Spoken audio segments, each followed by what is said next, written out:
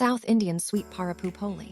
ஒரு கப் மைதா, அதில் கொஞ்சோண்டு சால்ட், கொஞ்சமாக மஞ்சத்தூள், நெய் சேர்த்து அதை நல்லா பிசைஞ்சு எடுத்துக்கணும். அது ஒரு 2 மணி நேரம் அப்படியே விட்டுடலாம். நெக்ஸ்ட் ஒரு கப் மைதாவுக்கு 1/4 கப் கடலைப்பருப்பு எடுத்து அதை கொஞ்சம் ஊற வச்சுக்கணும். இப்போது அதே கப்பில் 3/4 மெஷர்மெண்ட்டில் கொஞ்சம் ஜாகரி, கொஞ்சம் தேங்காய், அப்புறம் பட்டர், ஏலக்காய். இப்போது ஃபில்லிங்ஸ்க்காக கடலைப்பருப்பை குக்கரில் போட்டு தண்ணி சேர்த்து ஒரு 2 to 3 விசில்ஸ் வச்சுக்கலாம்.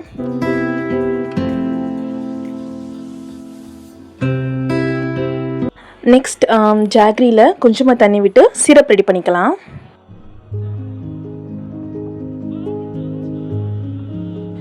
கடலைப்பருப்பு ரெடி ஆயிடுச்சு. அதில் உள்ள தண்ணியெல்லாம் ஃபில்டர் பண்ணி எடுத்துகிட்டு மேஷ் பண்ணிக்கலாம்.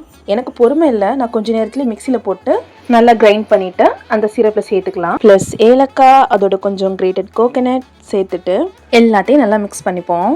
நல்லா மிக்ஸ் பண்ணிவிட்டு லாஸ்ட்டில் கொஞ்சம் தேங்காய் சேர்த்துருக்கேன். அப்போ தான் கொஞ்சம் க்ரன்ச்சியாக இருக்கும். உங்ககிட்ட வாழை இலை இருந்தால் அதை கூட நீங்கள் க்ரீஸ் பண்ணி போட்டு எடுக்கலாம். பட் என்கிட்ட இல்லாதனால நான் ஒரு பிளேட்டில் கீ விட்டு நல்லா க்ரீஸ் பண்ணிக்கிறேன்.